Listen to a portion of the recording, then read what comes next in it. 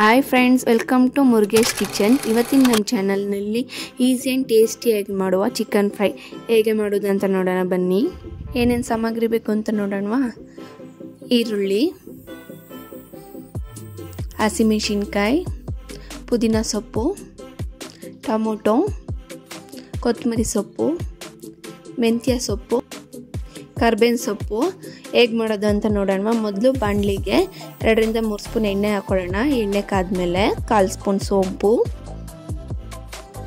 ಈರುಳ್ಳಿ 2 ಚಿಕ್ಕದಾಗಿ ಕಟ್ ಮಾಡಿರೋ ಈರುಳ್ಳಿ ಹಾಕೊಳ್ಳೋಣ. 2 ರಿಂದ 3 ಹಸಿಮೆಣಸಿನ್ಕಾಯಿ ಹಾಕಿ ಫ್ರೈ ಮಾಡ್ಕೊಳ್ಳೋಣ.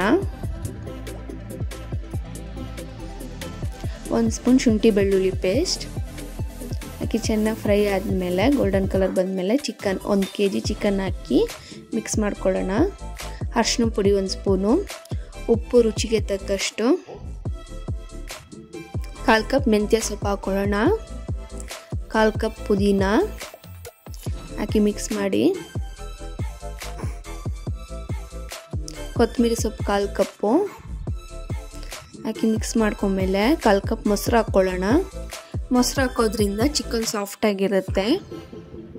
ಎಲ್ಲ ಹಾಕಿ ಚೆನ್ನಾಗಿ ಮಿಕ್ಸ್ ಮಾಡಿದ್ಮೇಲೆ ಚಿಕನ್ನಿಂದ ನೀರು ಬಿಟ್ಟ ಮೇಲೆ 1/2 spoon garam masala, 2 spoon Byadgi chilli powder, 2 spoon chilli powder, 1 spoon pepper powder ಹಾಕಿ ಮಿಕ್ಸ್ ಮಾಡಿ ಕುದಿಯಕ್ಕೆ ಬಿಡೋಣ. ಒಂದು 2 ರಿಂದ 3 ನಿಮಿಷ ನೀರೆಲ್ಲ ಚೆನ್ನಾಗಿ ಕುದ್ಮೇಲೆ ಟೊಮೊಟೊ ಹಾಕ್ಕೊಳ್ಳೋಣ. 1 ಕಪ್ಪು, 2 ಟೊಮೊಟೊನ ತೊಗೊಂಡಿದ್ದೀನಿ ಹಾಕಿ ಮಿಕ್ಸ್ ಮಾಡಿ ಫ್ರೈ ಆಗಕ್ಕೆ ಬಿಡೋಣ. ಈಗ 10 ನಿಮಿಷ ಚೆನ್ನಾಗಿ ಫ್ರೈ ಆಗಿ ಚಿಕನ್ ಎಲ್ಲ ಬೆಂದಮೇಲೆ ನಮ್ಮ ಚಿಕನ್ ಈಸಿ ಫ್ರೈ ರೆಡಿ ಇರುತ್ತೆ.